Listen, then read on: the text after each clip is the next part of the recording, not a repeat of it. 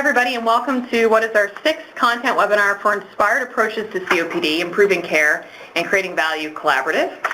We're going to go right into what our objectives of today's webinar are. For the first part of the call, we're going to talk about caring for patients with complex needs, and this picks up off of the conversation that I think in many ways Kathy Simpson would have started even earlier than our February workshop. We're going to talk a little bit about clinician helplessness in those circumstances and how you can actually turn that into a barometer in terms of how then the patient and family is feeling. Also, we're going to hear, I'm really pleased, we're going to hear team examples of approaches to caring for patients with complex needs. So many of you have said this. As much as this is about COPD, of course, many of the patients that are coming to you are dealing with a number of ailments, a number of socio-economic and demographic issues. And so we want to spend part of today's call certainly talking about what you're doing that's working or other questions that you have and want to impart with the group. Part two, we're going to focus once again on palliative care. So we're going to talk about developing a structure for having difficult conversations at end of life. We also are going to describe some communication tools and actually roadmaps to assist with those difficult conversations, and we've got a scenario plan today that we'll share. And we want to talk about enhancing physicians' communication skills as well. So in terms of our faculty presenters on today's call, we're joined by Kathy Simpson, who's a spiritual care practitioner, and all of you have come to know very well. She's one of our lead faculty for the Inspired Collaborative. Sean Morrison, who's a geriatrician, a palliative care doc, and he joins us from New York. He's the director of the Lillian and Benjamin Hertzberg Palliative Care Institute and the National Palliative Care Research Center. And then Graham Rocker, of course, our lead faculty, medical director of Inspired, is on the line as well. Thank you so much. Our team presenters that have joined us today, we've got Rick Steeney. He's the manager of the Chronic Disease Management Program at Saskatoon Health Region, so we're going to hear from Rick shortly. Corey Paul is the manager of Advanced Practice, and Dr. Janice, as she likes to be called, respirologist at Alberta Health Services Edmonton Zone, has joined us as well, and I understand you guys have some balmy tropical weather out there, which the rest of us are envious of. And Kelly O'Halloran may be joining us. We'll come back. It'll be a late breaking announcement if she is, but otherwise we'll look to share Kelly's experience on the self-management and complex care in an upcoming call. So with that, I'm going to pass it immediately over to Kathy to kick us off on the first portion of our call. Kathy. Thanks, Jen. I'm just going to pick up quickly on this ongoing conversation that we seem to be having about patients with complex needs. I think the fact that we keep coming back to it is suggestive of the fact that it is a difficult thing to get a handle on, and I'm really looking forward to hearing the case examples from the teams that are presenting today. I think that's going to be the really valuable part of this. When we think about how we deal with patients with complex needs, clearly the goal is figuring out how we identify, agree, and work together on the goals that are important to the patient and family. I mean, we're coming at this from a patient-centered focus. That's been the underlying foundation certainly for Inspired in Halifax, and I think continues to be for most teams. So figuring out with that patient and family members, if they have any involved in their care, what they want to work on is important. But when you get to these patients who are living and dealing with very complex situations, it's kind of often hard perhaps to get at what are those goals that we can work on together. And this whole notion of complexity can arise from a number of different kinds of factors. The disease itself, so COPD, can be a very complex kind of condition to deal with. But as Jennifer said, we aren't often just dealing with COPD. We're usually dealing with it as a comorbid condition with a lot of one or more other things that a patient could be dealing with. There's a lot of uncertainty involved in this type of chronic illness. It's never very clear exactly what's going on, and we know that the treatments of one condition can affect the outcomes in other conditions as well. A lot of our complex patients are living with negative social determinants that also affect their living situation. There may be cognitive issues. There can be very complex family dynamics or social dynamics that are involved. So the whole idea of complexity and where it's coming from can affect the kinds of goals that are going to be important to the patient versus the kind of goals that will be important to us as care providers. Then we have to deal with and recognize that there's an ethos in our healthcare systems, and from medicine in particular, where we really develop this whole notion of evidence-based care. There's a scientific culture of certainty around that. So the randomized controlled trial is the gold standard of research from which we develop evidence.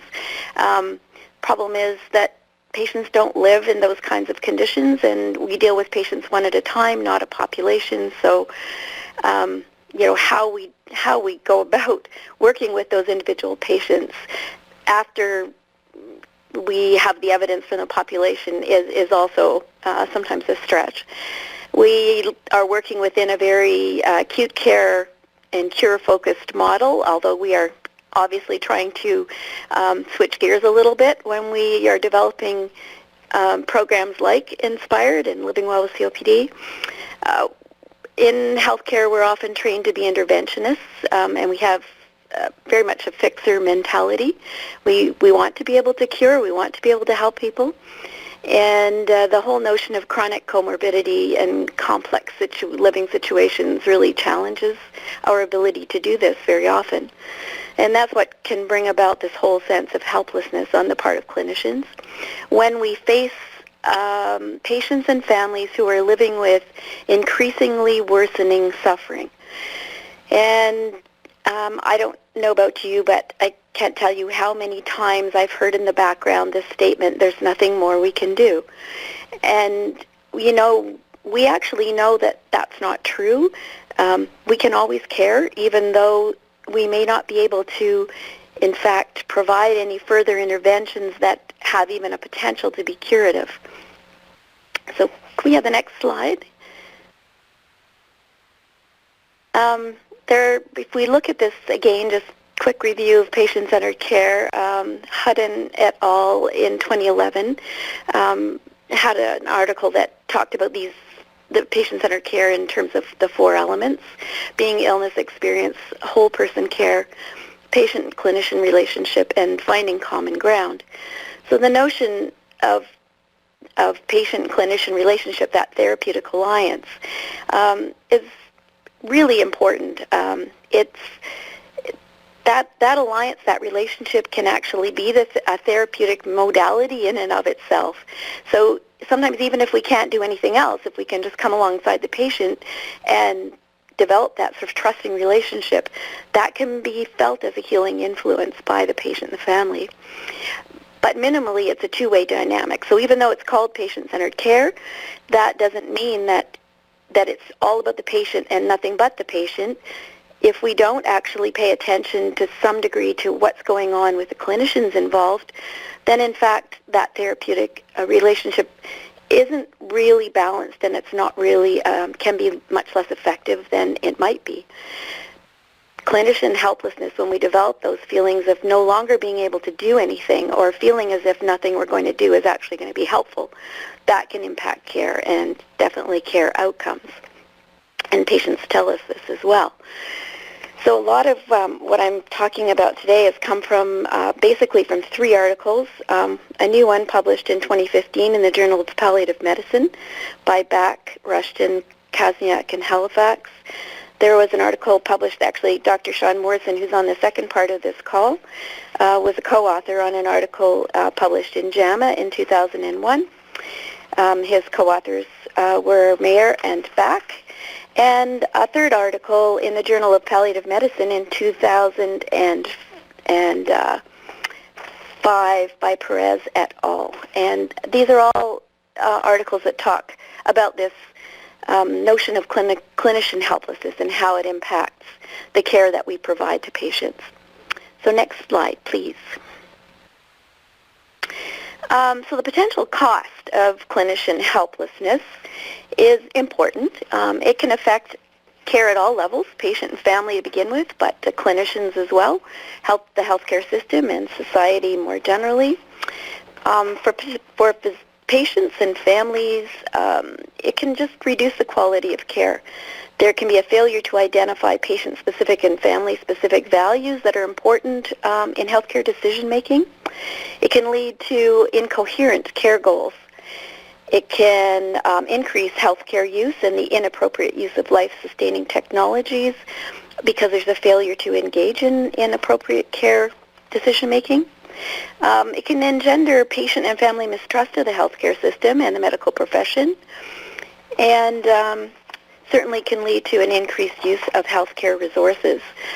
Impact on the clinician, clearly, it can lead to emotions such as cynicism, helplessness and hopelessness, frustration very much, can lead to a sense of professional isolation and a decreased sense of productivity, a loss of confidence so that there can be decreased competence, and certainly ethical missteps such as inappropriate professional boundaries. What we find happens sometimes is when clinicians are feeling particularly helpless, there may be a tendency to over-engage, that is to kind of hover and be too close and feel pressured and desperate and vigilant, versus the possibility of hypo-engagement or under-engagement, where professional boundaries become too distant and a clinician will feel resigned or passive or apathetic and develop a sense of moral fatigue, which can be dangerous as well. Carried to sort of the ultimate extreme, these kinds of feelings can lead to depression, compassion fatigue, and burnout. And there's been a fair bit of research to show that burnout has definitely been associated with more medical errors, diminished sense of empathy and compassion for patients, and impaired decision-making, more adverse events, and higher rates of physical and physiological and psychological morbidity, and overall work dissatisfaction. It can also affect patient compliance with medical treatment, and so it has an important cost in the overall sense of care. When we increase the amount that patients and families use our healthcare resources, of course, that definitely has an impact on the healthcare system, which overall affects our society because we as taxpayers pay for that system and want to have access to it and want people to be able to access it who need it. So what are the predisposing factors to this, the things that we actually need to watch for? When we're thinking about it from a clinician or a physician point of view, there can be factors that can affect it, our physician identification with the patient. So somebody who reminds that physician or clinician of somebody else that they've dealt with that didn't go well or was particularly frustrating for some reason. The physician's character to begin with, how well they deal with, how well this person deals with ambiguity and uncertainty, how well you can deal with things like not necessarily being able to be a fixer. It could be that the physician has recently dealt with something in personal life that can affect how they are relating to a particular patient. So if in your personal life there's been a recent loss or bereavement or complicated grief that really hasn't been dealt with, that can certainly affect how we deal with our patients. Personal sense of inadequacy or failure that has been cumulative from previous cases. Unconscious reflection of feelings that are originating actually within the patient and the family. So how well we deal with transference and countertransference and psychological things like projective identification. So patients whose feelings we end up absorbing but not realizing it, and then how we react to that. Our own fear of death and disability. So if a patient is going through a situation that for some reason particularly touches us, that can lead to feelings of helplessness. And then definitely clinicians who are already dealing with underlying problems such as depression or substance abuse can be at risk. There are situational related factors like long-standing and close relationship between a particular patient and physician.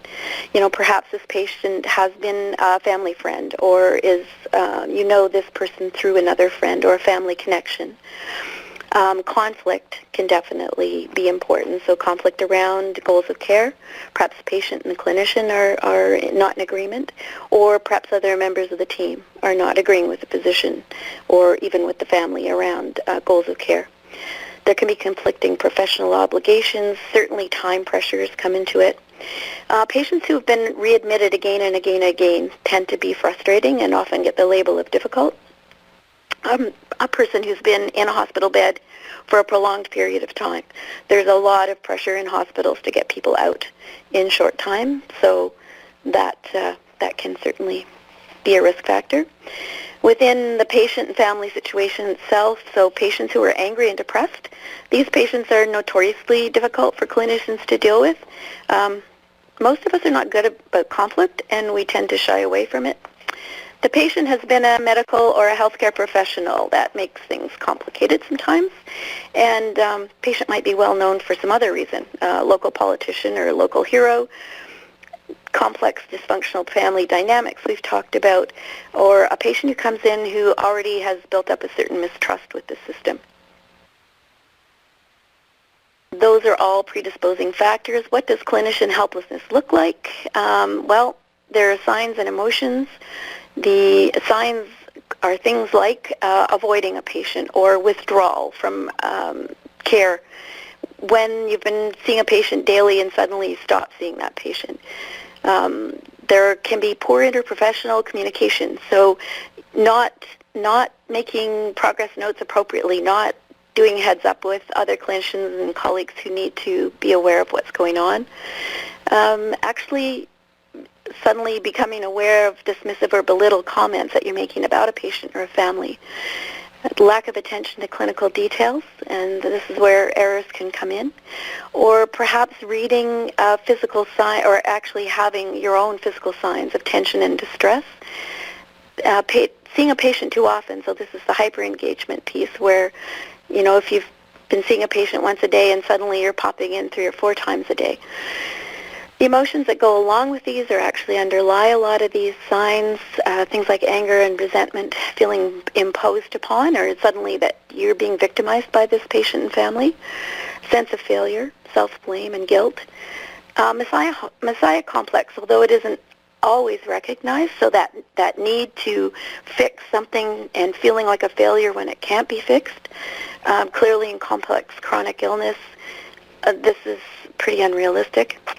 Having intrusive thoughts about a patient or a case, and viewing that patient and family, their signs of distress and their constant communications about their distress as manipulative, as their way of trying to get at you, instead of looking at it as really a sign of what's going on with them. So how do we begin to address clinician helplessness? I mean, there are a number of models or frameworks that come out of the articles that I talked about, and these are really can be boiled down to kind of 4 steps. So basically learning to recognize and resist our first impulse in these situations, which is flight, fight, or freeze. So basically trying to get away from the situation, so that withdrawal response.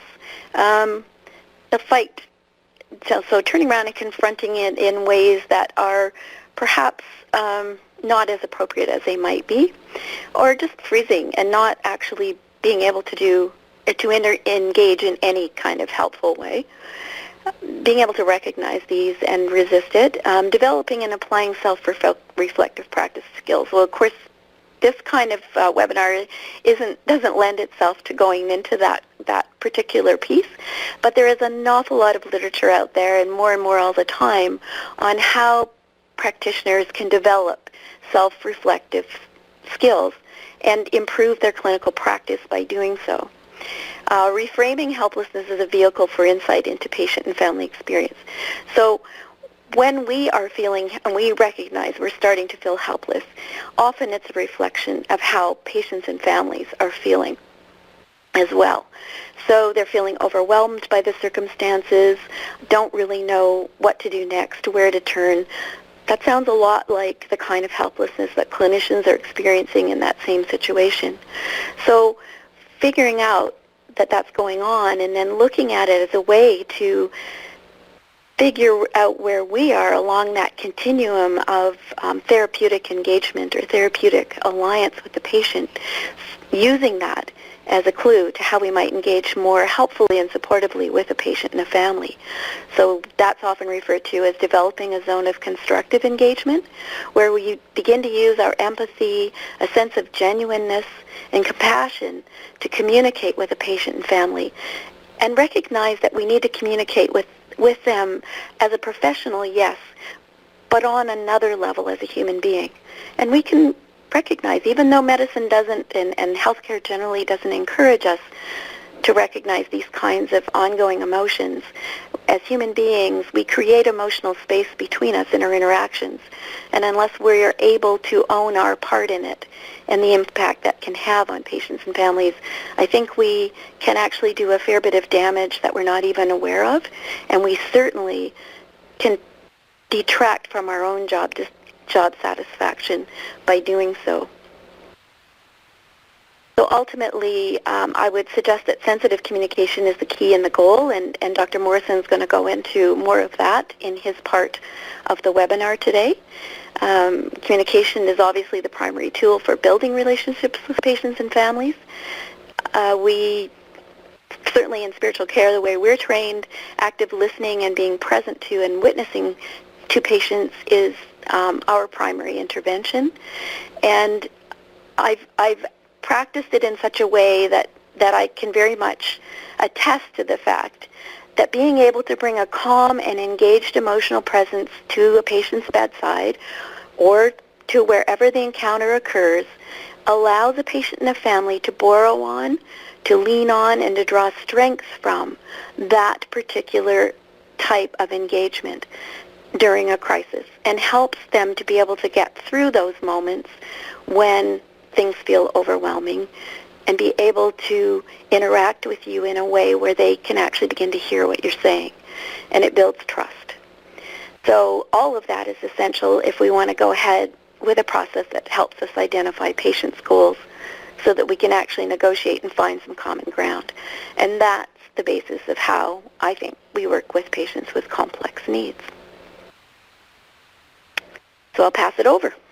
Thanks, Kathy. So we're going to now hear some experiences of our teams, and we're going to start with Rick from Saskatoon Health Region. Just want to flag, Corey, I know you've dialed into the webinar. If you want to dial in by phone, the phone number is listed in the chat here, 1-866-271-3684. We're going to hear from Rick first, and then head to hear about Alberta Health Services example with Janice and Corey, and then I think we'll launch into the second part of our presentation, which is with Dr. Morrison. So first, Rick, over to you. Yes, thanks very much. I thought I might just start off with sort of a background of where we were starting from to explain where we're trying to head to. So the first slide is really just to recap what medicine should be, and that is wherever possible, we should be trying to prevent disease. And that is the best healthcare. But if we fail to do that, we need to be looking at how to best manage or treat disease. And that is where much of our resources currently do go in healthcare, is around the treatment and management of current diseases. And failing that, the third role of medicine is to alleviate suffering. Sorry about the graph. You'll see that my skills don't lie in how to create good slides, but I tried to just make a picture because it usually tells a much clearer story than words do. As we look at the development of the disease process, we can project pretty clearly where people are headed in their course with this disease. And that helps us to frame where we might be able to interact or touch base with them, and maybe even outline what some of their needs might be. So our experience has been that we've been attracting most of our patients from the wards once they've been in hospital, and that would be well into the acute side of the disease where the diagnosis has been confirmed. They've had perhaps some visits to the healthcare system through emergency or hospitalizations, and we try and capture them then. And when we are successful in enrolling them or finding that they're ready to engage with us, we've been able to demonstrate some very good results. So the people that choose to interact with us, we found that there was a 71% reduction in COPD hospital readmissions. We found 62% reduction in hospital days of stay, 44% reduction in ER visits at 1 year, and even more promising, I guess, was that these benefits seem to hold true for at least the next 3 years following the program, where they maintained a 64% reduction in admissions and a 30% reduction in ER use. So this was all very encouraging. We felt really good about it. But as we looked at the data a little bit more carefully, one area of concern was that we found that we weren't attracting as many people as perhaps we should. And the reasons that we were finding that people were declining our service was sort of evading us. What is it that we're doing that's not engaging these folks?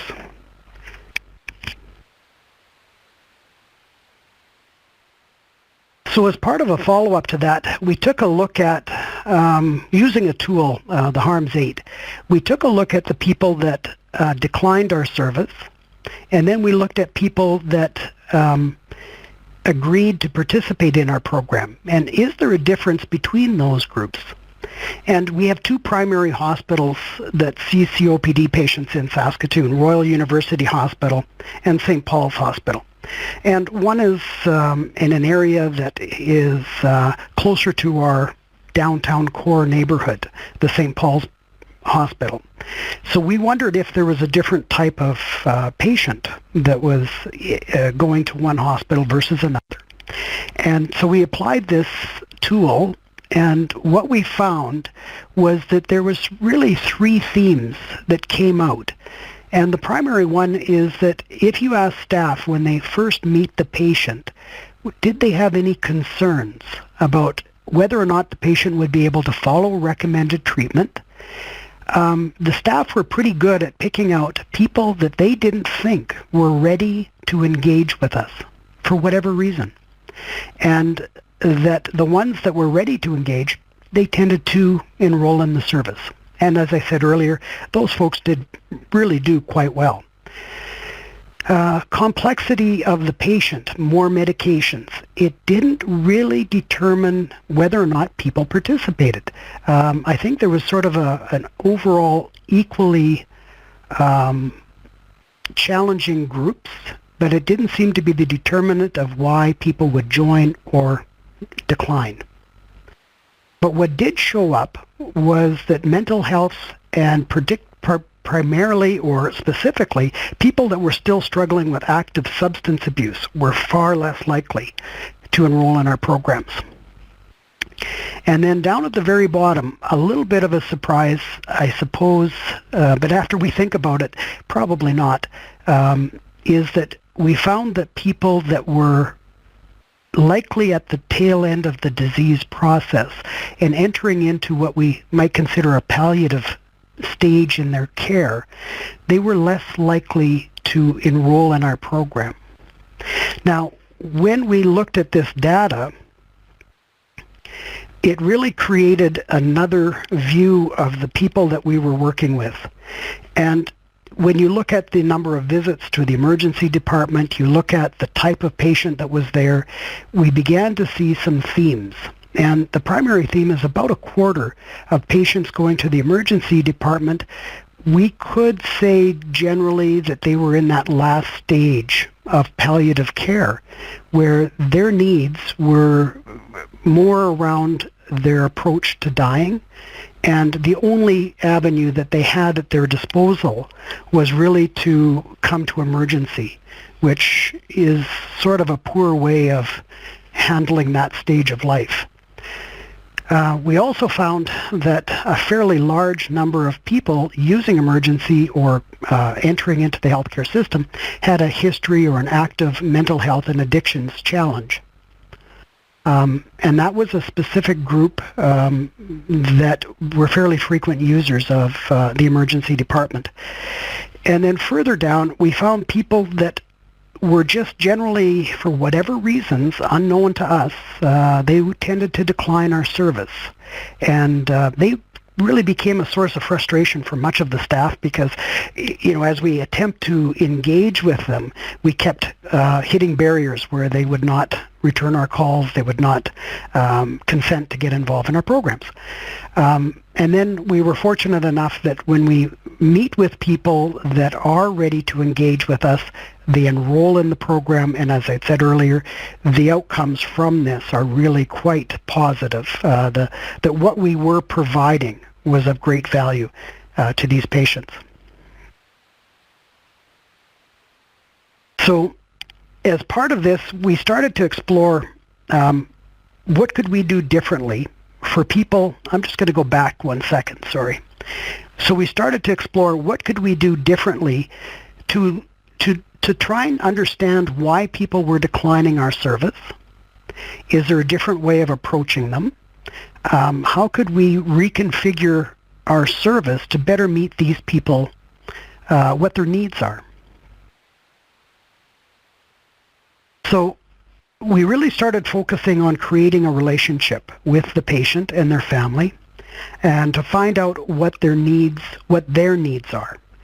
Clearly, their first need was not necessarily around the management of their COPD condition.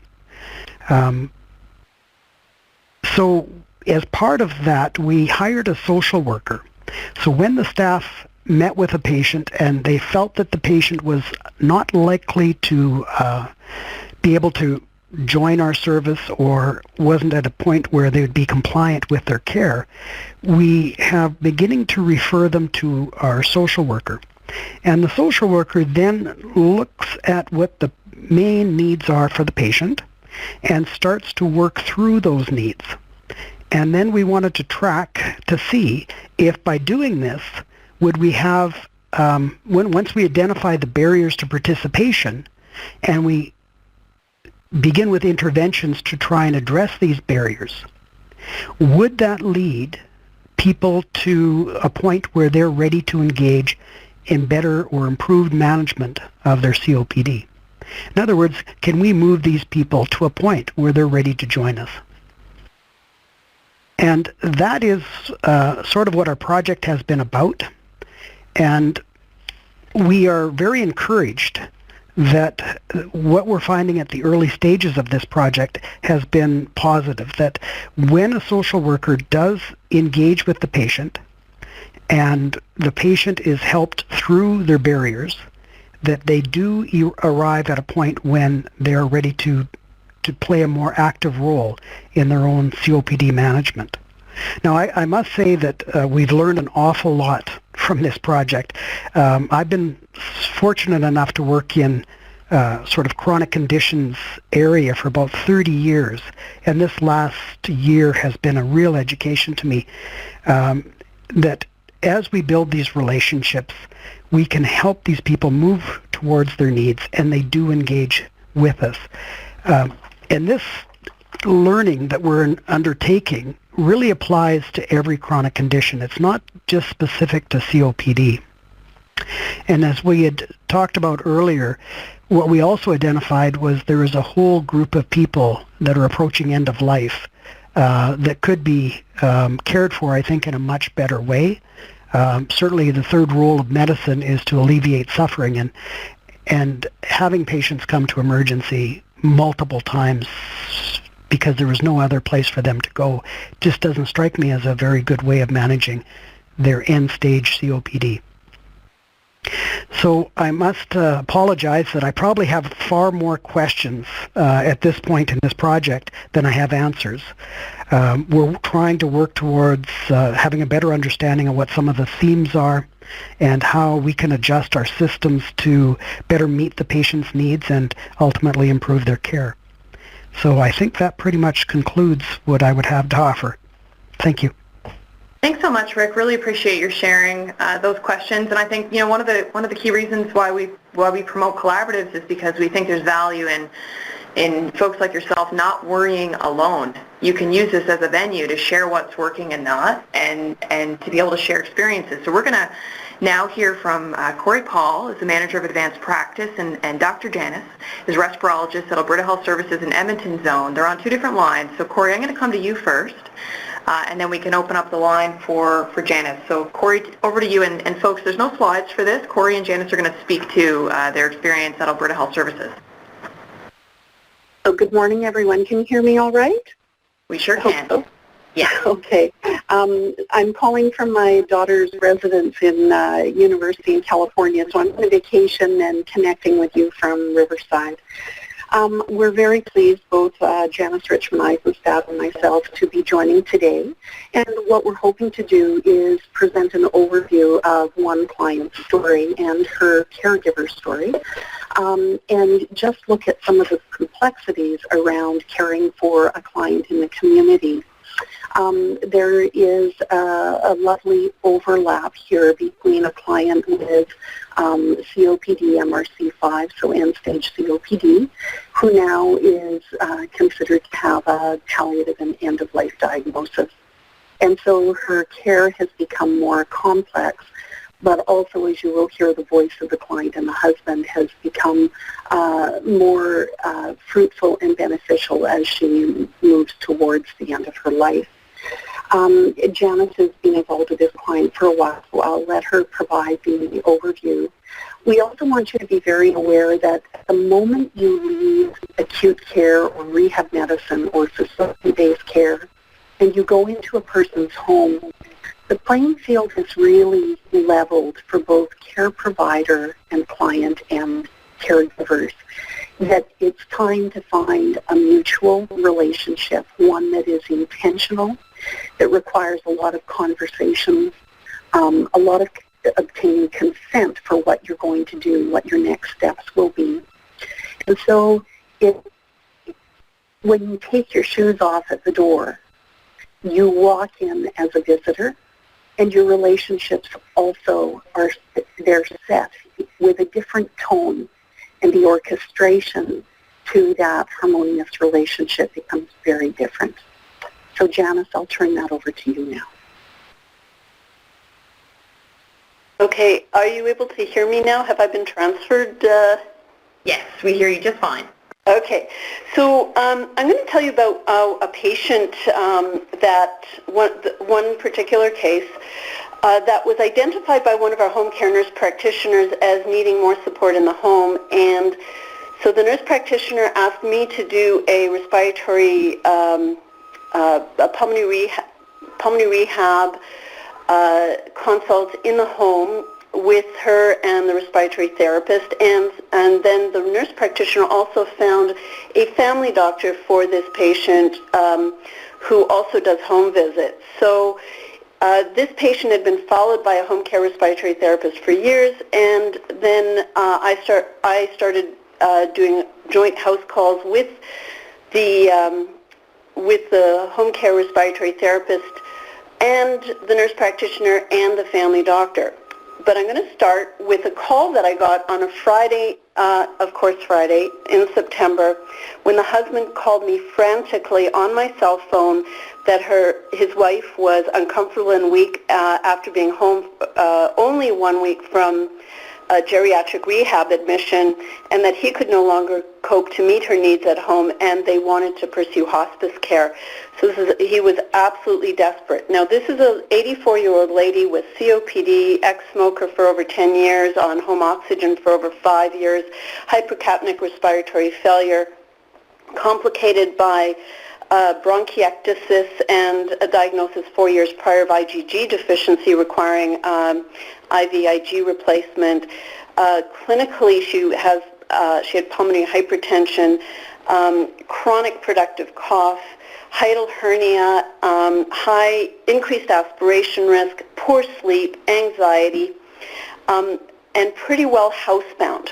Now, she had been in the hospital 6 weeks at the Glen Rose, and this was a prolonged visit, geriatric rehab stay where she had improved, but she became very sick with aspiration pneumonia and basically was not able to fully benefit as much as had been hoped. And this was an admission prompted by the family doctor, and this is a program that is actually supervised by the family doctors. So back to the husband. He's calling me and saying, what does he do? Now, previously we had had multiple conversations in the home about what her goals of care were, what her hopes were. She had hoped to die at home, but also recognized when it was her time, but also recognized that her husband was not comfortable with that and couldn't cope. So the plan was for her to go to hospice. Now here it is, a Friday afternoon, approaching a weekend. What do we do? So I contact called Community Care Access here to connect with the palliative care nurse on call, who immediately arranged for one of our home care respiratory therapists who's on call to follow up with the patient on the weekend, because there's no way that the palliative assessment team can come in. This is a palliative assessment is different than palliative home care. And if you want to go to hospice or the tertiary care palliative unit, you have to be assessed first by the palliative nurse and doctor from the assessment team. So meanwhile, we're making do with the palliative nurse, the home care respiratory therapist to follow up on the weekend. And then I say call back the husband to say, we can't get the assessment and transfer to hospice till the next week. In the meantime, by any chance, do you have any of that morphine syrup that your family doctor and I had spoken about about 4 months prior? Oh yes, they did. Thank goodness. Although I do have connections with several community pharmacies that will be open 24/7, or who are very familiar with our palliative respiratory clients that will need medications and need them now. So I say give her 2 milligrams of the morphine now, and then give her 1 milligram before breakfast, lunch, dinner, and bedtime, and you can use the 2 milligrams every 1 hour if she's breathless. Anyway, by the time the respiratory therapist on call on the weekend, she's better, and I called on the weekend, and I hear in fact, she gets on the phone, she's talking, and she's cooking again. By the time the palliative home care palliative assessment team comes to see her, she's now declining to go to hospice and would like to continue being at home. She remains outside of hospice. She's had only one episode of pneumonia since, and no emergency room visits. She's followed by family doctor, her nurse practitioner, and palliative respiratory therapist in her home. So one thing that I'm thrilled about is that we had a network of supports to provide the care for this patient where she wanted it, and she was comfortable with this, and even more so her family was reassured about the network of care and support to meet her needs rapidly and in a very reassuring and supportive manner. So this is an example of, just one example of the approach that we use to focus on building a team around the patient in the home and developing networks to access help, with the emphasis on rapid communication, whether it's through community care access, pharmacy, healthcare device stores, oxygen vendors, the home care respiratory therapist who's on call 24/7. So instead of going to the emergency room or acute care, we can get an assessment in the home, and that respiratory therapist can connect with either the patient's nurse practitioner, family doctor, or myself. So at this point, I'd like to pass this on to Corey, who will continue with other aspects of this patient's experience with advanced COPD. Corey? Yes. Thank you, Janice. So I had the privilege of interviewing both the client and her husband as we began our COPD initiative, looking back at the care that they were struggling with before our team became involved, and then really trying to gain some insights as to what we could learn as a team. I guess first of all was that they both shared that looking for assistance within emergency departments or acute care is not something either of them choose. It's really an act of desperation when they pick up the phone and they call 911, and when the client is then transported to emergency and admitted into acute care, sometimes into ICU. The caregiver, who is the husband, expressed his dismay because he said, when he's in the home, he's fully engaged in decision-making and partnering for the care of his wife and with those people coming to collaborate for care. But at the moment things change and people are transferred... Corey? Yes? Sorry, just want to interrupt because we're having a little bit of difficulty hearing you this time around. Okay. So if you could speak up a little bit. Something I can do that's better. I'll try to speak louder. That's already better, yes, thanks. Okay. So both the client and the husband talked about their concerns when they're transferred to emergency rooms or admitted into acute care. Husband talked about how often he was not even involved in the care making or the care decisions. He was escorted into another room or asked to stay out of diagnostic imaging. Often when there were consults going on, he was not involved. And so he rated his satisfaction and involvement in emergency rooms and acute care as very poor. But he said that at the moment that the care transferred to the community and then into their home, he became a full-fledged partner in the decision-making, because I believe the care providers realized that at the moment they walked out the door, he was an essential part of the care team. And so he had to be engaged in all of the discussions. He talked about how frustrating it is to realize that their only decision was to call 911 and to be transferred to emergency. And so one of the unique things that we're exploring right now in Edmonton Zone is the fact that we're using our EMS partners now to assist with a program which is really the care and treat in place for our palliative and end-of-life clients. So at this point in time, it is not open to everyone, but it certainly is open for those clients who now are considered to have a palliative or an end-of-life diagnosis. And so if needed, we call a certain number, either the family, the caregiver, or a care provider. We can call into EMS. They will dispatch a team, and they will come in, and they will try to care and manage the situation in place. And then what they do is ensure that communication goes forward with other collaborative partners so that the care is overseen in a responsible fashion, and also that communication is shared for the ongoing care of the client. The husband talked about the fact that at the moment when he and his wife had made the decision to call Dr. Janice on the Friday evening, that he knew that that night if his wife died, that there was a part of him that would die that evening as well. And they talked about their desperation and how pleased they were with the responsiveness of Dr. Janice to take their call and to problem solve. And as a result, and this may be flawed decision-making, we'll have to explore this further, but he said as a result of that, he would be more inclined in future to call Dr. Janice rather than to call 911. And we need to dig into the details around that, because we still want our emergency services to be the first responders in a situation where they need to get help immediately.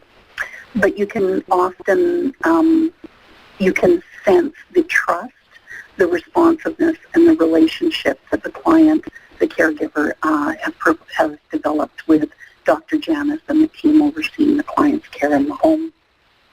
One last point I want to draw to your attention, and there are many, but I was struck when I spoke to the client about an issue that she spoke about. And she talked about her guilt. And I'm going to use it as her burdensome journey with guilt. She told me that she doesn't talk about it very much with people. She feels guilty about having ever made a decision to smoke. She feels guilty for every day she smoked. And she feels guilty of the imposition of that decision-making on her husband, on her family, and on the care providers who come into her home. And that she enters relationships guilt-ridden. And I've talked with Janice about this because I don't know how many of us really sit and attend to some of the unspoken communication that presents itself as an opportunity to us as practitioners. And I know that I'll go back and have a conversation with the client about her sense of guilt. And there's a shame that she expressed in relation to the guilt.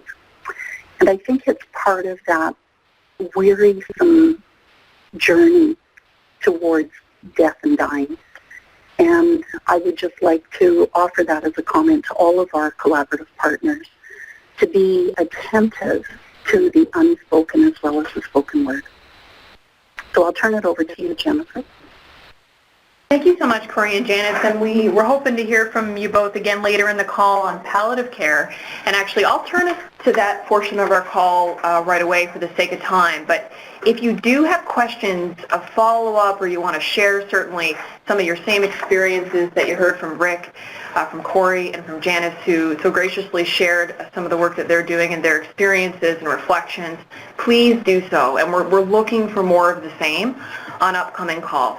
I will mention that Graham Rocker writes into the chat. He says, it's really good to hear this story. A physician willing to use morphine was key here, and I think along with the accessible team approach, so, just gives you some kudos there in the chat. We're going to turn straight to Sean. And Sean, I've introduced you earlier, but I think I'm going to help out with the scenario you'll introduce shortly. So first to you. Okay, great. Thanks, Jennifer. Can everybody, I assume, can hear me, correct? Excellent. Good.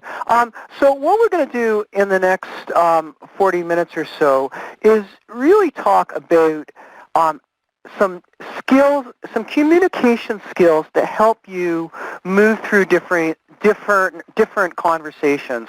And before I do that, I wanted to highlight a couple of key resources. Unfortunately, one has gone away, but there are two really great resources. The first is a book by my colleagues Tony Bach, Bob Arnold, and James Tulsky that's called Mastering Communication with Seriously Ill Patients, which I still think is probably the best thing out there that describes both the knowledge and skills that clinicians need in terms of communicating with the seriously ill. And the really nice thing about this book is that it's really, really short.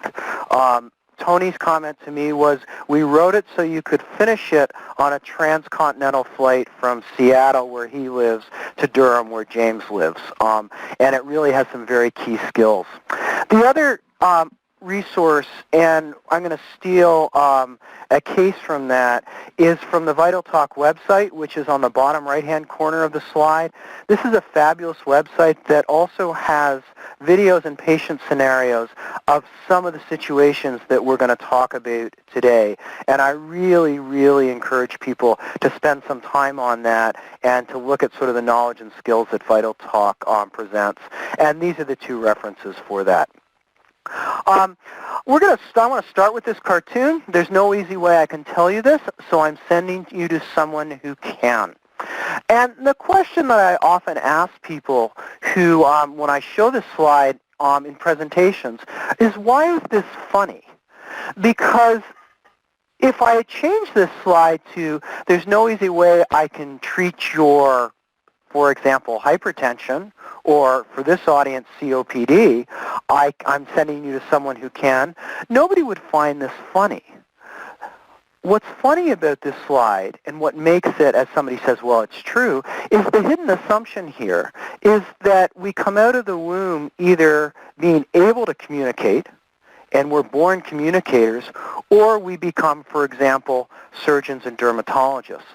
And the reality is, however, is that communication skills, and we have a very substantial body of research now that demonstrates this, can be learned, can be taught, and if you practice, you can get very, very good at these very difficult conversations. So what we're going to do very quickly today is sort of give you a flavor and of an overview of what these skills look like and how one can begin to employ them in your routine practice. And so, as Jennifer said, we're going to start just with a basic sort of physician-patient scenario, and as we move through, I'm going to expand this beyond physicians. But this is actually a real case taken from some of Tony's audio tapes. Actually, I take that back. Some of James Tulsky's audio tapes of an encounter between an oncologist and her patient, and actually in this case it's going to be his patient. So I'm just going to ask Jennifer just to role play this conversation. I want you to just listen to it, and as you listen to it, think about both opportunities missed and forks in the road. Jennifer, are you ready to go with me? Ready. All right. So the setup is basically a physician's office. A returning patient comes in, and I begin with, Ms. Clark, how are you? Oh, I'm good, thanks. Great. Let's talk a little bit about your lab tests and what the CT scan showed. Okay, I'm ready, I guess. On your labs, the LDH has gone up a little bit more. Okay. And on the CT scan, there's some enlarged lymph nodes in the chest and in your abdomen. It's a surprise. Yeah? Certainly not what we were expecting. I know you've been feeling quite well. Could we back up a little bit? Sure. So you say the lymph nodes are back. Does that mean the cancer's back? I'm afraid so. So everything I went through, it's going to start all over again? Is that what you mean? I'm back at square one, basically? Well, in some respects, yes. In some respects, no. I'd like to talk a little more about this. Is that okay? Honestly, I don't know what to think right now. I just went through so much to get back to normal. I've tried to be so much healthier. I've tried to take care of myself so much more. To know that it's back, it's hard for me to understand. I mean, is there any doubt? Well, I feel pretty confident that this is what it is. It's the return of the lung cancer. I know you had a tough time before, but I want you to know it's still treatable. And go where? Back? Where am I now? So let's talk a little bit about, whoops, sorry guys. Let's talk a little bit about what happened there. Somebody, I apologize, but somebody advanced my slides and they weren't supposed to. Okay. That's us, Sean. There we go. So what happened here? Let's break down that conversation just a little bit and talk about what really actually happened in the course of that encounter. So we're going to just take it step by step. So first of all, the opening lines. And again, you'll see, unfortunately, we decided Jennifer was going to role play this because the good Dr. Rocker chickened out at the last minute. So the genders are wrong. So what's happening here? Well, one of the first things we see is that at the beginning of this encounter, our physician went right to his or my agenda and actually didn't begin by finding out where the patient was and what they were worried about. So it began as a very agenda-specific encounter, but the wrong agenda. It was the physician's agenda rather than the patient's. We then moved right into what the doctor wanted to talk about, which was these new lab findings, correct? Both the lab tests and the CT scan. And Ms. C's response to this, I'm ready, I guess. But again, we see that we're starting from a clinician-centered approach, and the doctor here is not really reacting to the patient's distress and trying to forecast the news that the lung cancer is back with the news about the LDH. And I think one of the, sort of key teaching points here is he or me completely ignored the fact that Miss C here said, I guess. Is that permission to talk about something, or is that uncertainty to talk about something? Clearly, I interpret it as permission, go right ahead. Now, we know as clinicians that I just gave Miss C a lot of bad news in that very, very short sentence. Your LDH went up and your CT Shen showed something we weren't expecting. Does Miss C understand that? I'm not sure that she does, because her response is, okay.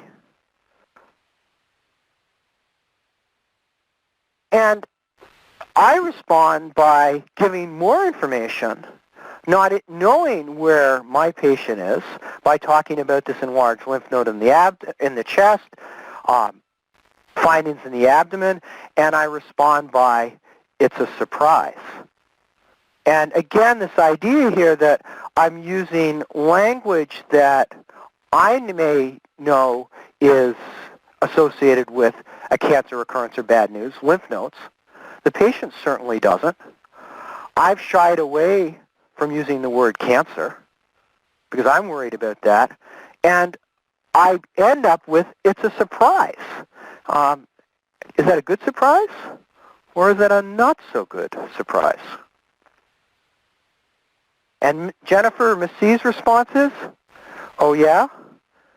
And now we are, 3/4 of the way through the interview, and it seems to me here that there's a clear disconnect between what I understand and what my patient is understanding.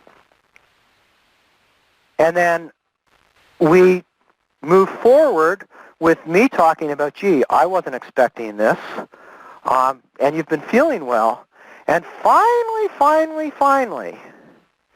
Miss C is trying to figure out what's going on and asking, can we go back a little bit, and does that mean that my cancer is back?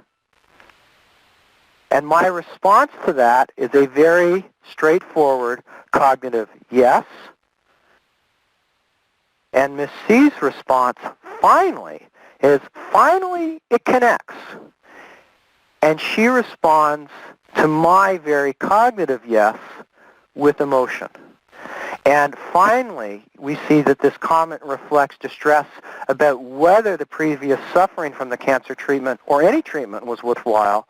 And I would even say that there's starting to be some anger here. And finally, we come back to me, who says, well, perhaps yes or no. And again, I'm responding with sort of a rational intellectual argument matching my patient's emotional state. And clearly, as we can see by the final statement by Ms. C, there's a disconnect. She's still reacting to the news, and I'm trying to move forward. And again, my final statement is I feel pretty confident about what I've seen. Again, responding to the cognitive issue without responding to her emotion and trying to reassure her prematurely. And she's left, A, not very reassured, but B, not sure where to go. And in fact, what we have here is an example of 3 things that went really, really badly. First, this was an improvised conversation. It is clear, at least to me reading this, and I suspect to you guys, that this physician was making things up as he went along. Would any of us go into surgery with a surgeon that said, I'm going to make this up as I go along? We're just going to go in and I'm going to cut you open, we're going to see what we can find and do what I can do, and I'm going to just take it from there. We would never think about going through surgery like that. Why would we go into a similar complex situation without strong communication skills? And yet, we do this all the time, and this is what happened here. The second thing that went wrong here was the physician went in with a straight cognitive focus. It's all about the facts. It's all about communicating that the situation has changed, and coupled to that, an inattention to the patient's emotion. And what happens when you link all those three things together, we get patient distress, we get reassurance failure, and finally, a lack of understanding.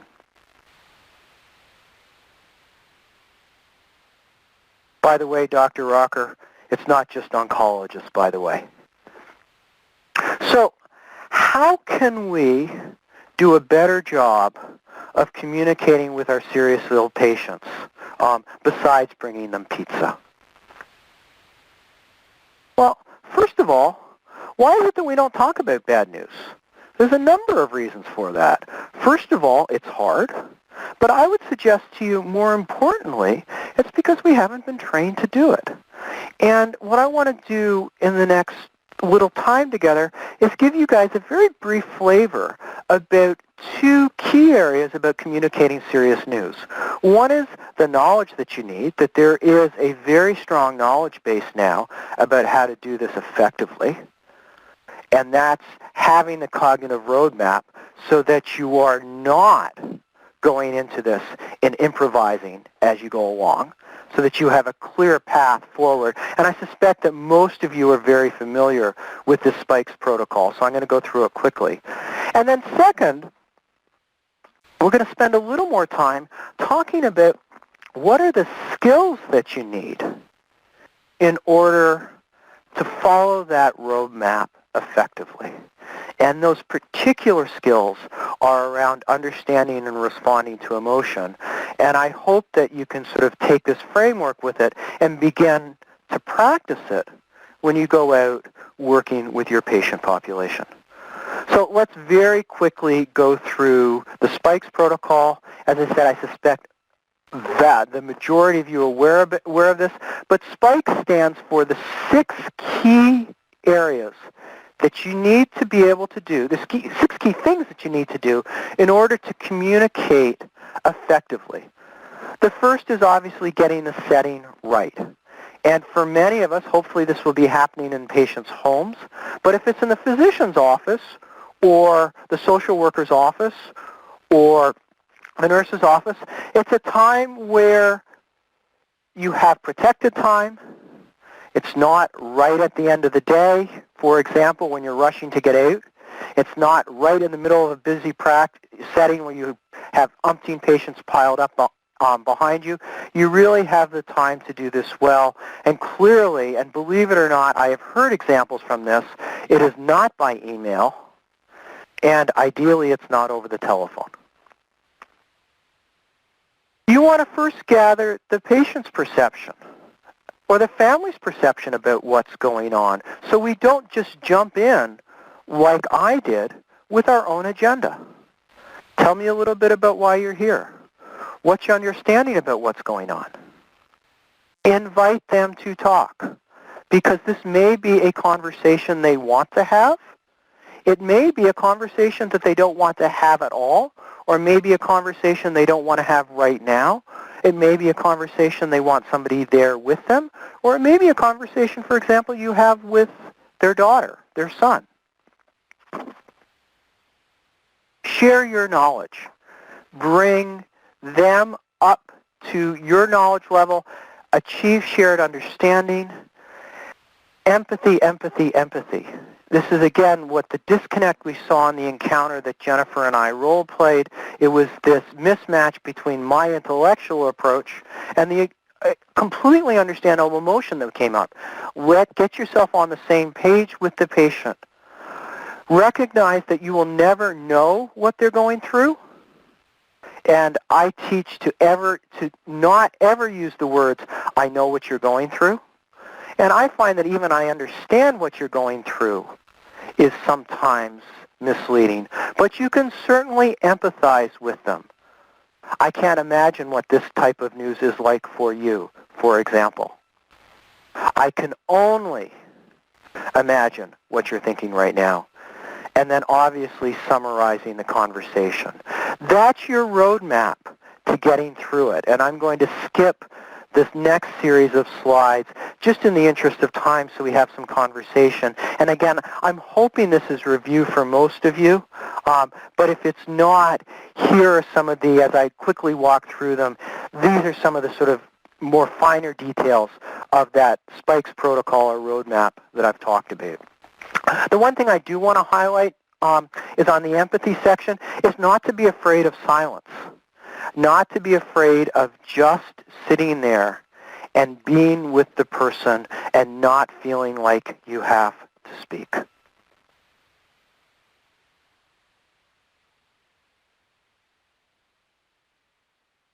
Let's talk a little bit about the skills that you need, because this is really hard. Actually, it's hardest, if you look at the hierarchy, it's probably hardest for us docs. Nurses probably do a better job with it and do a better job with it in terms of their comfort level. Social workers, obviously, this is part of their training, similarly with spiritual care providers. But I think all of us have trouble in situations that are heavily laden with emotion. So how can we use emotion to improve care of what we're doing? First of all, it's really important to be aware of it, to observe it, and to use emotional data in your communication. Notice the patient's emotions, and we'll talk a little bit, and don't be afraid to name it. Because once you name it and put it out there, it then is safe to talk about it. Don't try and fix it. Don't try and quiet it. It's really hard to sort of fix things when they're not going the way that you would like them to be or the way that you're hoping. And finally, don't be afraid to acknowledge that emotion explicitly. There are 4 skills or 4 fundamental principles that I think are really helpful in terms of wrestling with emotion. The ask, tell, ask approach, tell me more, how to respond, and then thinking about the coping style of each patient. And we're going to go through these very briefly.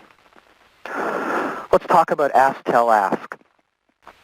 The fundamental principle in communication is that communication in any field, whether it be medicine, whether it be education, whether it be science, is it requires an understanding about what somebody already knows and building upon it. It is no use teaching advanced calculus, as my high school senior is going through, to somebody who doesn't have the basics of trigonometry. You've got to build on what's there. So how do we find that out when we're treating seriously ill patients and their families? The only way to know is to ask. Understand as your starting point. Tell me a little bit about what you understand about your illness. You've just been in the hospital. That must have been very difficult. Tell me a little bit about your understanding about why you were there. What do you understand about the changes that have happened in terms of your disease? And tailor the message specifically to the person. Once you begin with the ask, is the tell. Use straightforward language, and there's a reason that when we go through media training, people talk about no more than 3 sound bites. And if you watch all the news and you watch experienced politicians, they talk with 3 sound bites because that's what people remember. You get much more than 3 and people start to forget. So no more than 3 pieces of information at one time. And then come back and check your understanding. I sometimes don't communicate well. Tell me a little bit about what you understand from what I said.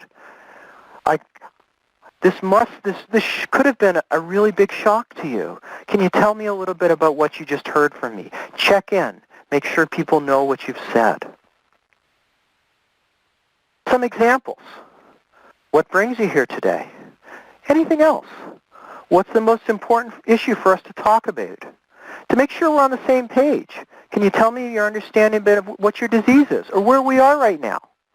What have your other doctors been telling you about your illness since the last time we spoke? This is a great one for non-physicians, by the way. This is a great one to understand where somebody is if you don't happen to be a physician, because it's a very open-ended question. Tell me about what they've all said. And it gives you a lot of permission to fill in gaps. To make sure I did a good job of explaining things to you, can you summarize a little bit about what we talked about? Tell me more. I love Tell Me More. It gets me out of so many, both little potholes in the road and takes my foot off a lot of landmines. It's really useful when you're unsure or when you find the conversation is off track. And it helps you because it allows the patient to explain where you are, and it gets the conversation back there. Because if you think about it, every conversation is working at 3 levels. At a very surface level, it's what's happening. What's going on here? At a slightly deeper level, it's how do I feel about this? What does it mean to me as a person? And then finally, what does this mean to me? What is this doing to me in terms of my personhood, my identity, the role of this disease and how I think about myself? And Tell Me More begins to get at that. So for example, could you tell me more about what information you need at this point? Could you say something about how you're feeling about what we discussed? Could you tell me a little bit what this means for you and for your life? Respond to the emotion. And the key here is acceptance.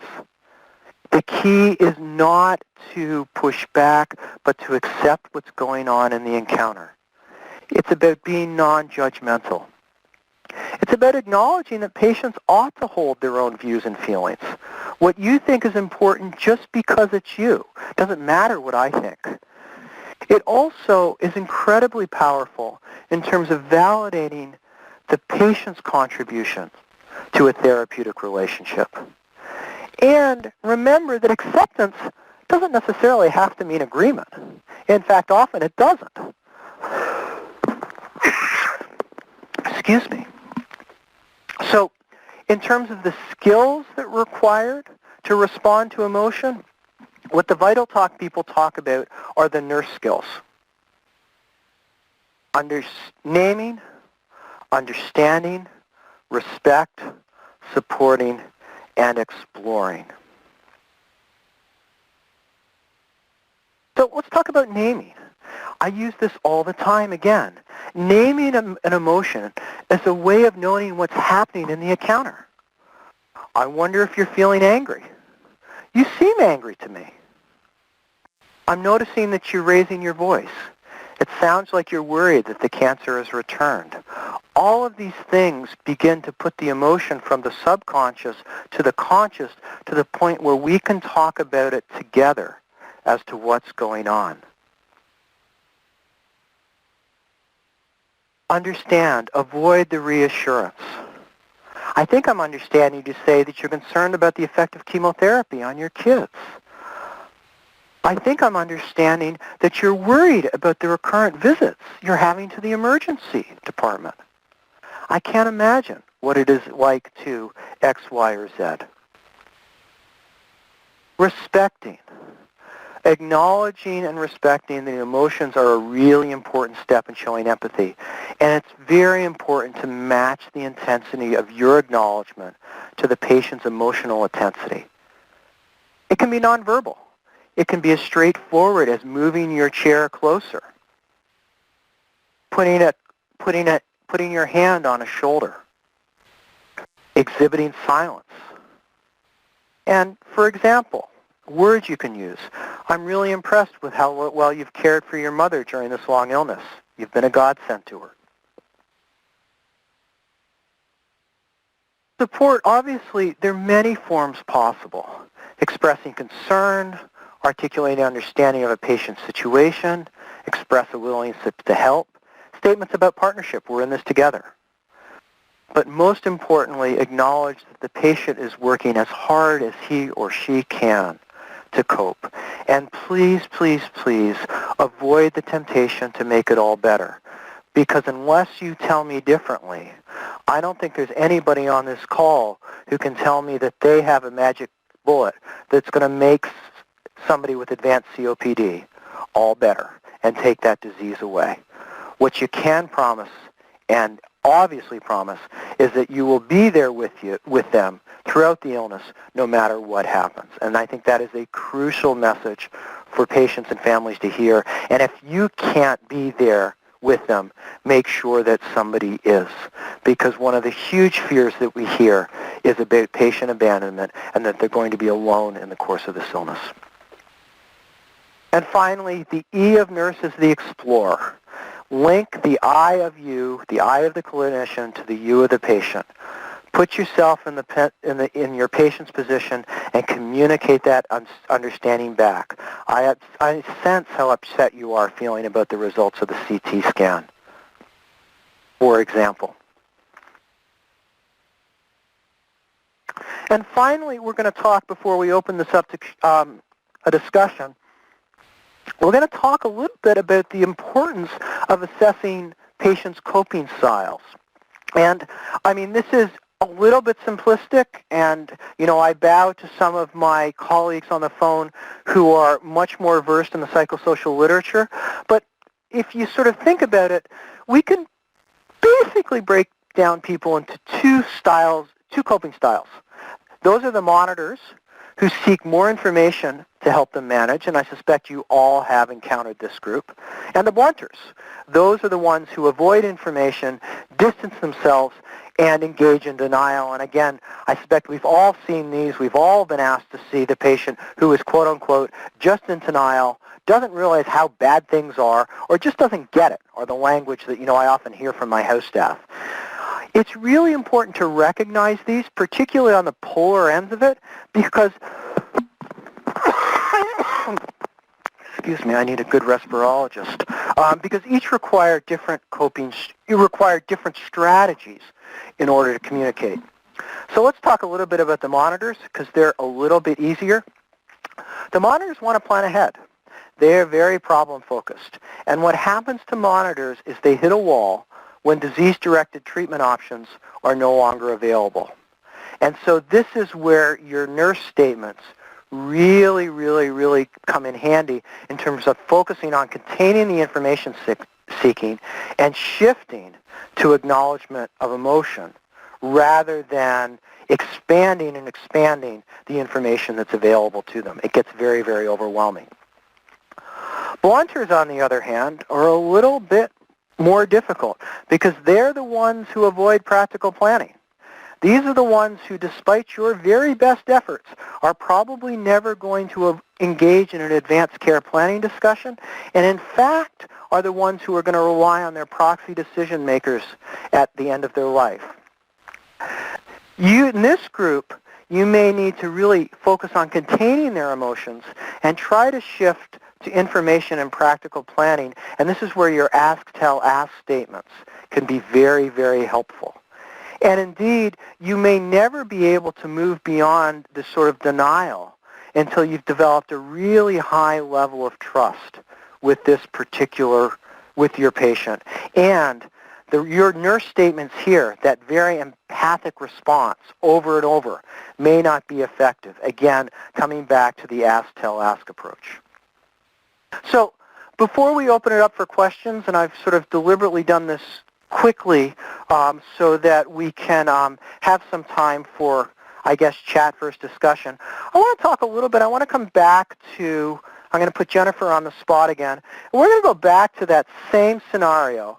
But let me, rather than being sort of the typical physician, let me sort of walk you through how this could have gone. And as we do this, I want you to listen to both the ask, tell, ask.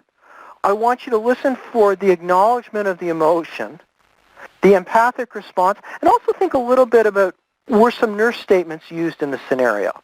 So we're going to come back again and do this, replay this, hopefully a little bit better this time.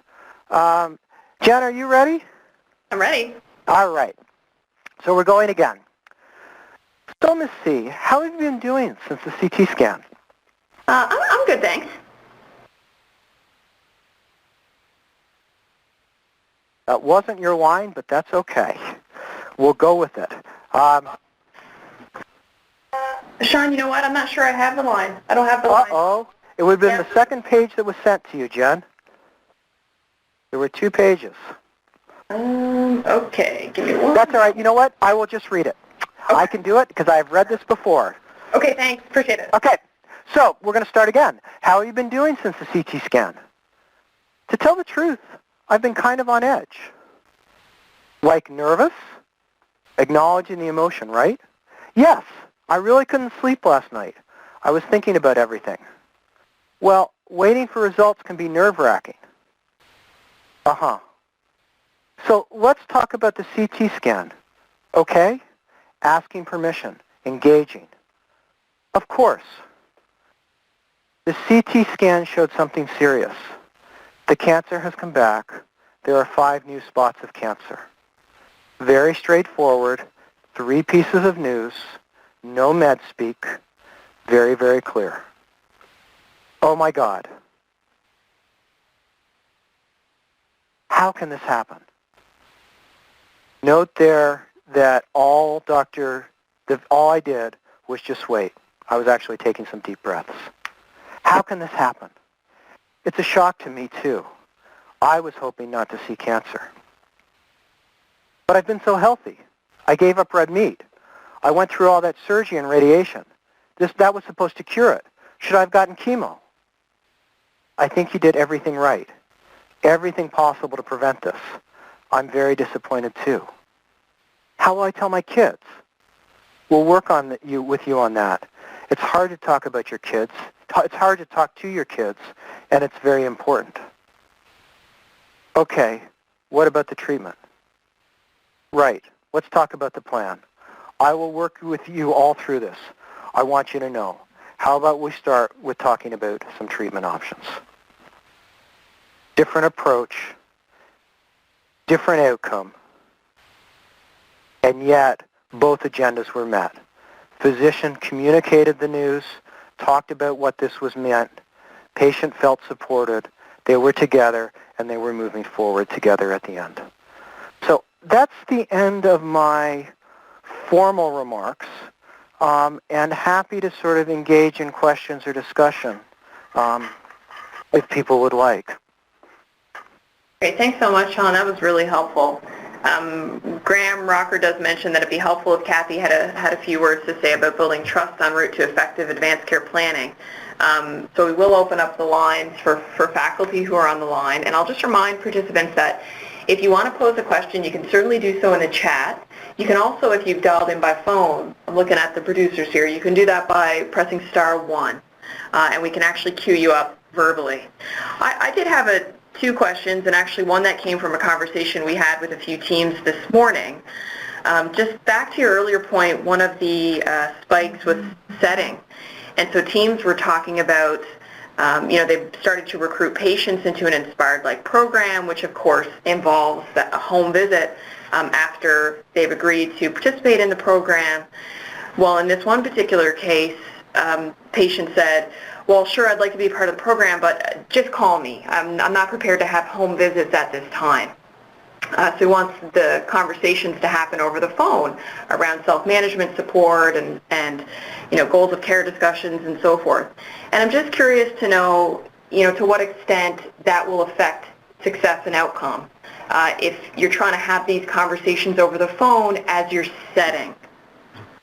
Yeah, it's a really good question, Jennifer. And I think the first question that I would play back is to ask tell me a little bit about why you want to have the conversations over the phone. Because, it's unusual if we think about it for our patients to give up face time with a clinician versus doing this over the phone. So my initial discussion over the phone would be, I would suspect it's maybe to explore what's going on here. Is this about trust? Is this about feeling imposed upon? And just asking some open-ended questions. Generally we find it's really helpful to sort of meet one-on-one just to begin. I hear you're a little bit reluctant to do that. Can you tell me a little bit about why that's the case? Sometimes it's really hard for us to communicate by phone. Can you tell me a little bit more about why would it be okay if we just sat down together very briefly to talk about this? And then if the answer is really no, then I would begin very straightforward and using the phone to build trust for that first little time together rather than as a communication skill. That's really helpful. Kathy, Graham, I think your lines are unmuted if you wanted to weigh in. Yeah, I agree with Sean 100%. I mean, my first reaction would be to find out more about why a patient would refuse or was uncomfortable to have someone in their home. I mean, there could be something going on at home, something they don't want someone to see. They might be feeling ashamed about it, whatever. But figuring that out with them, finding out more about that, and finding a way, perhaps, as Sean said, to actually have that first meeting face-to-face, whether that happens to be in the office if they're more comfortable to do that. Graham had wanted me to make some comment about building trust prior to advanced care planning, and I mean, Sean's really gone over all of the communication stuff for that, but in our case, the way that we developed our approach was when we went on our home visit, the spiritual care person or a social worker or whoever is doing this would take the time, spend time in that first visit to actually allow the patient and family to do the talking. So really encouraging that by asking questions about their illness experience, what's that's been like for them, how life has changed, what are their losses, not said in those terms, but exploring with them as they tell you the story, kind of what, as Sean said, the meaning on 3 different levels. So meaning, what's happening here and what's the meaning of that for this particular patient and family, and trying to really understand that, and then exploring with them a little bit about their fears and hopes moving forward. So I often say denial is a coping mechanism. Some patients will use denial to the end, and I don't call it denial. I say that we have perhaps contested hopes. We may not agree exactly on what the hopes might be, and I don't have to hold the same hopes as the patient I'm visiting or the family in order to work with them. As a clinician, you might have a pretty clear idea of where this particular trajectory is heading. Whether a patient wants to see that or not is up to them. And if their best way of coping with that is to maintain that stance of, I'm not going there, then you work with the proxy or you work with whoever they decide you should work with to get there. But what I think Darcy and Jillian would totally agree on with me, as the folks who've been doing the advanced care planning in Inspired, is when you spend that time, that 45 minutes or 50 minutes or whatever, to actually hear and encourage a patient's story, and you get into it with them and what the meaning of that is for them, and what those fears and hopes are, and how things are affecting the family, there's so much, they've already by then, they recognize that you're caring enough to spend that time and to know more about them and understand them, and then they're much more willing to engage with you as you present advanced care planning as just a part of good care, as our need to have your guidance in the care planning as it moves forward. And I mean, Sean's really touched on that all the way through this part of the presentation. Yeah, if I could just come in here. I'm just thinking back to all those conversations that I used to have in the ICU when you're dealing with a very bad news situation that's going to precede a likely withdrawal of life support, for example. And I totally agree with Sean and what Kathy has said. I mean, the value of silence in that kind of setting, you cannot underestimate, just as you let thoughts percolate through slowly. And you just don't overburden people with too much information. Yeah, Graham, I was thinking back to that ICU. Do you remember the ICU consultation we did? There was a patient who staff really felt should have life support withdrawn, and the family was very conflicted about that and very angry.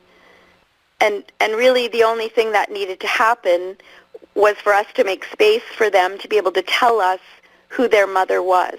Talk to us about your mom. Yeah. You know, what did she like to do?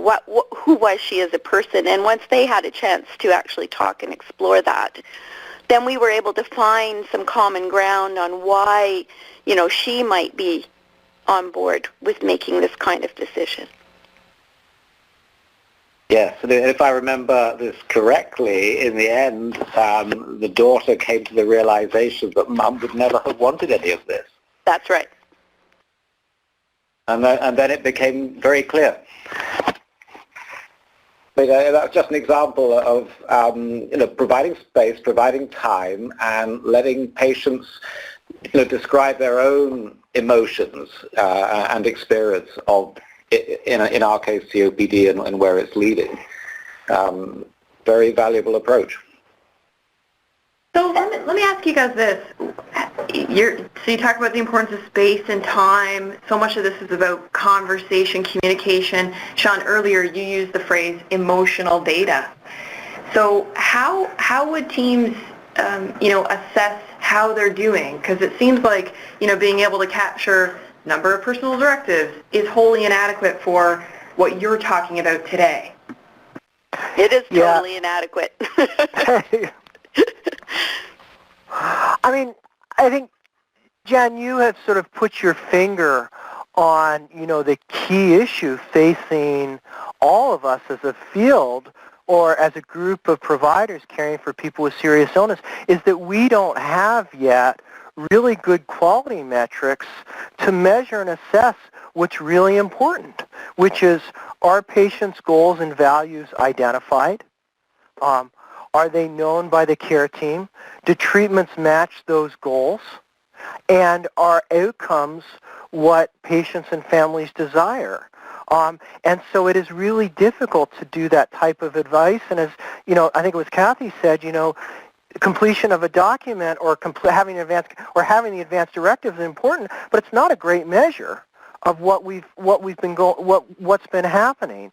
So, I think from an early quality improvement perspective, some of the approaches that people can take is to really have sort of a standardized template for these conversations. So, for example, our palliative care team that does a lot of upstream palliative care here, we have a template that goes through, if we have a family meeting, we go through, the key points that were addressed in that meeting, what was talked about, and what we hope to accomplish.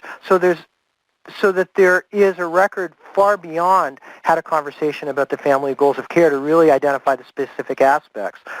We use that in terms of our quality metrics as a process measure. But it's really difficult.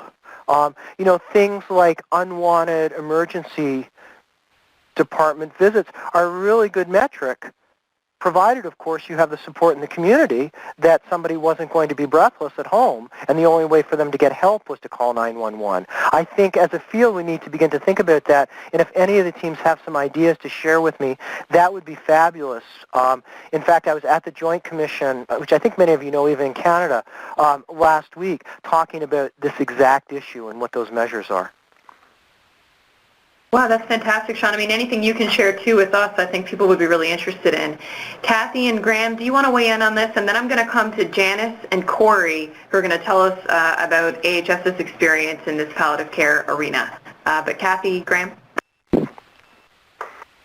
I don't really have anything more to add to Sean's. I've always been a huge supporter that the conversation needs to happen. I don't care whether you get a document out of it. It definitely helps to have some kind of record of the patient's values and preferences to be able to guide care. And when I have those conversations, I try to help patients and families understand that. I do this conversation in pulmonary rehab groups too. I usually do one session with them, and patients are incredibly on board with that session. They have all kinds of questions and they engage with it and they're very appreciative. So it still boggles my mind to some extent that we are so reticent to go ahead and engage patients around this kind of conversation. And how we document that, whether it's, personal directives of various sorts are a very sort of removed measure of how well we're doing in that regard, I would say. Yeah, nothing further to add, and I'd just love to hear what Janice has to say about her favorite question. Yeah, so why don't we go there, actually. We'll open up Janice's and Corey's line now, and then I'll tell you what we've got planned for the rest of the call. Kathy was going to give us some highlights of the affinity call we've been hosting on spiritual care, and then we're just going to close out today's session, but we still have about 15 minutes. So first, Janice and Corey. So before as an intro to my favorite question to ask patients and their families, to introduce the subject of advanced care planning, I need to share with the group that in Alberta it is required to have goals of care designations, and so everyone, all healthcare providers have this conversation. We just try very hard to have this outside of hospital, in clinics, in the home, outside of acute care, outside of ER, outside of an ICU. And then there is a tracking document, an Alberta Health Services tracking document of these conversations that every time we have a conversation, we just add on to the prior note. So it's not just something that you have at one point in time. There's a process. So there's one sheet that says what the goals of care are or is, and then there's space on that form to specify patient preferences or clarifications of wishes or exceptions. And then on another piece of paper is the tracking sheet of the conversation, who was involved, where it took place, and what topics were covered, and key points of those topics covered. But this is a hard conversation to have for a lot of patients. I find that a lot of COPD patients aren't aware, you mean I might die from this, they ask me, or I might die with this, I might die soon. And it's so frustrating to not be able to have an answer to their question of, well, how much time do I have? It's less, as we all know, it's much less clear, it's very unclear in COPD compared to certain malignant disorders. In any case, my favorite question is, so you have, this is, I backtrack onto what their medical status is, and I say, so when it's your time, my favorite question is, when it's your time to die, what do you want that to look like? Because I find that the patients and families give me so much more information in a way that helps me help them navigate the goals of care designations much better than if I say, do you want CPR? Do you want intubation? That's not a useful conversation. What is important to you at the end of life? Do you have what do you want that to look like? Where do you want that to occur? Have you thought about these things? Do you have any questions? Tell me about your fears. It's the question of what do you want when it's your time to die, what do you want that to look like, segues so readily into all the other conversations and questions and concerns that lead to that patient's and family's appropriate advanced care plan decision. And that's what I wanted to share with the group. Corey, do you have any?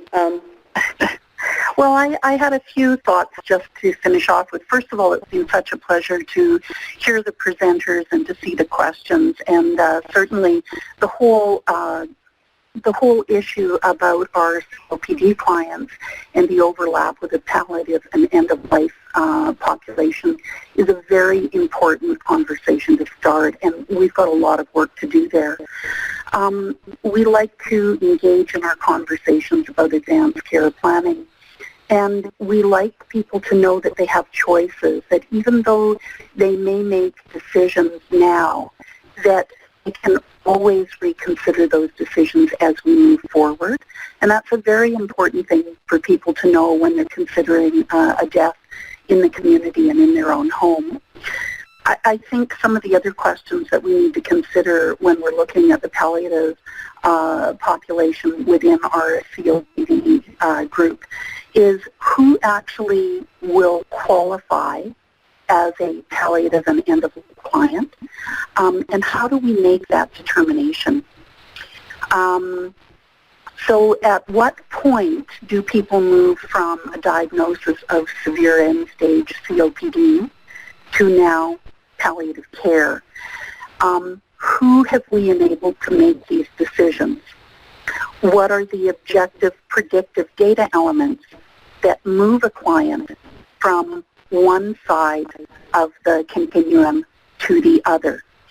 And I still believe there's a lot of gray in that area because we continue to have clients who have advanced COPD who may not be considered for a palliative program. And we need to ask why that is. And so I think the closer we come to understanding what is it that tips the balance, when we become more objective in sharing that information with our colleagues. I also want to know about what the resources are for clients who are living with a diagnosis of COPD and what are their access, what is the access to resources like for palliative and end-of-life care, both in urban centers and in rural centers, and how are we trying to level that playing field?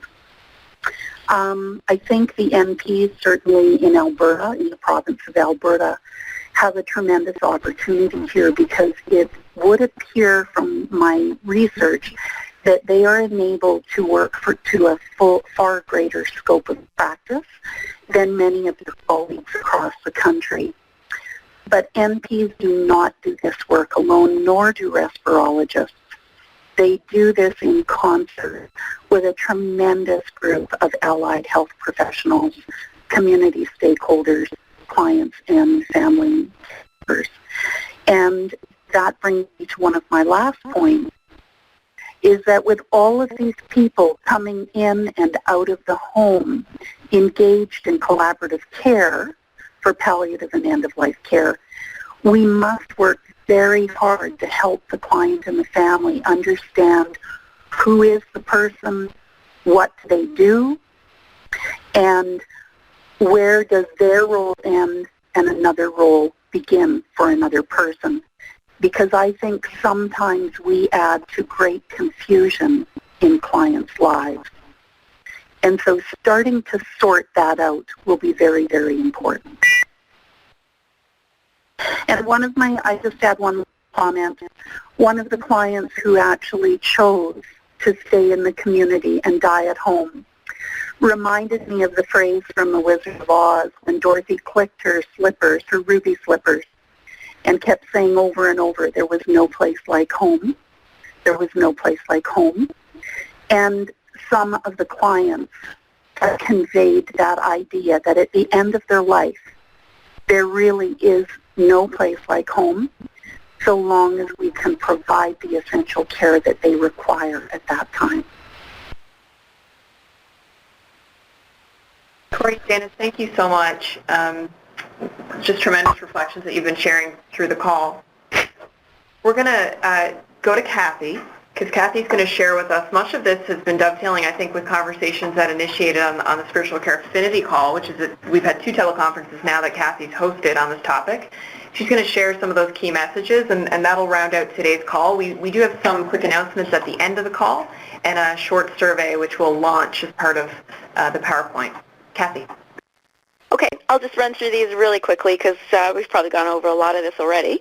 I guess, first of all, I want to make the point that doing advanced care planning badly can be as bad or worse than not doing it at all. And I think from Sean's presentation, you can see that communication can be quite hurtful to a patient, and if there isn't somebody on the team with that expertise and comfort to be able to do it, to be able to assess where a patient is and what their coping style is and what kind of information they're ready to hear in this topic area, it's probably better to, I would say, not take that on. just as it's probably better to not necessarily try to have a spiritual care role on your team unless you have somebody that's actually credentialed to do that. That's credentialing is done by the Canadian Association for Spiritual Care, so there's quite a program of training and credentialing that goes on, and the competencies are mainly around listening and communication and self-reflective practice. So I would really put in a push to have someone else on the team take on this role if you don't have a spiritual care practitioner. One of the things that came up in the Affinity call was that in one of the teams, their spiritual care practitioner wasn't getting very many what they called referrals. Certainly in the Inspired program, we don't look at it as a referral. Our spiritual care practitioner sees every patient that the respiratory therapist sees.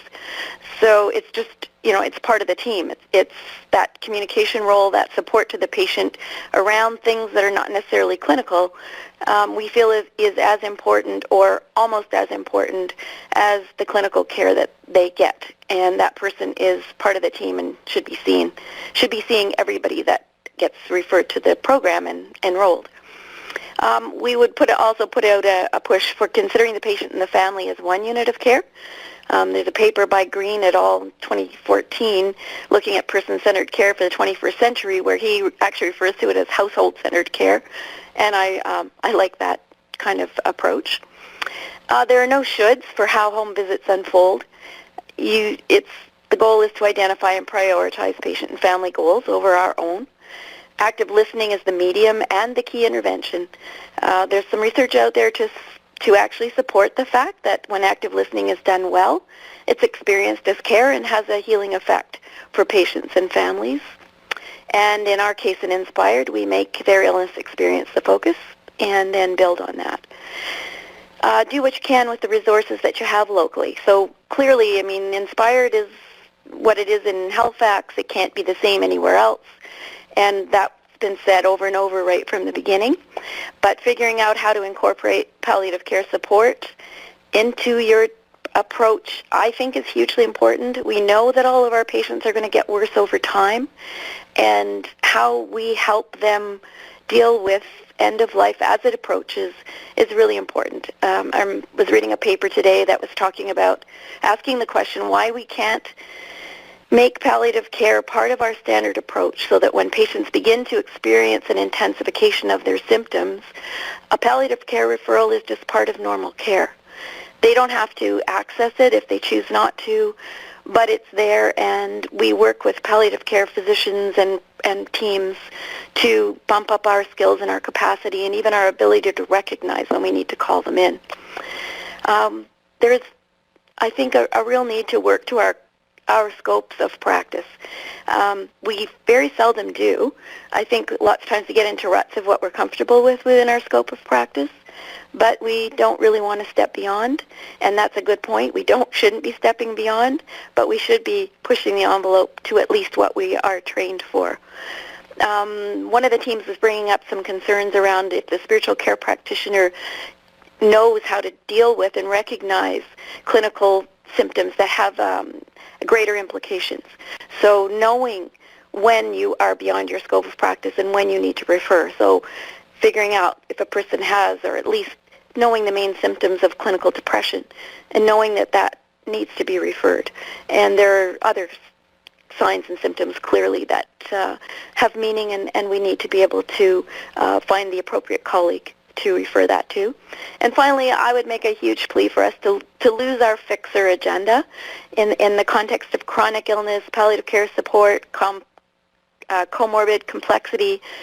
We need to lose that fixer agenda and actually be able to be with the patient and the family and our colleagues and figure out what's the best approach for helping to alleviate the suffering. And that's that. Okay, thanks so much, Kathy. We, of course, if you have questions, we'll certainly still take them in the chat, and we can follow up with our faculty post-call. We're going to launch, actually, though, the webinar survey. We've had a great couple of hours together, and so I'll walk through these 5 questions. So first, the webinar increased my knowledge about clinician helplessness. Second, the webinar increased my knowledge of how to develop a structure for having difficult conversations. Similar question here, question 3. Did it increase your knowledge of different communication tools and roadmaps to assist with difficult conversations? And then we're looking for your overall satisfaction and happy to take any comments and suggestions that you have as well.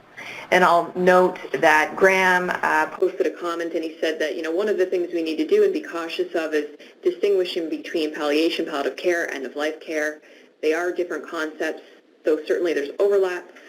So we'll take that up in a faculty call next Friday. And then Janice also makes a subsequent comment here as well.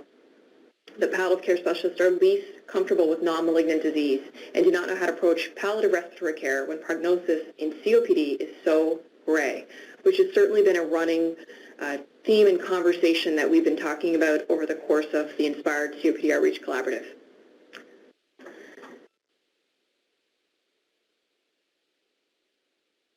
So we've got about 6 people who've responded. If a few more of you could add to your comments to the survey, we're trying to do this in lieu of sending it out by email post. We've been experimenting the last few webinars with this. So just give you a moment to continue to input. And I'll mention just some of the upcoming activities because we are at time here. Of course, the recording of this is going to be available on the online learning platform. We've got a measurement webinar taking place April 13th. And then our next actual content webinar is not till June 4th. However, we are going to be scheduling a webinar on active listening and really using it as an opportunity to hear patient and family narrative as an opportunity for improvement. So we're going to be scheduling a new call in likely May. So more to come on that. And if you do have questions or comments, best point of contact is Megan Rossiter, who's been listening in on today's call. And I'll just take a moment to thank all of our speakers today. So very grateful to Rick, Corey, and Janice for sharing your team experiences, and to our faculty, Kathy, Graham, Sean, well done. Really appreciate your time with us today.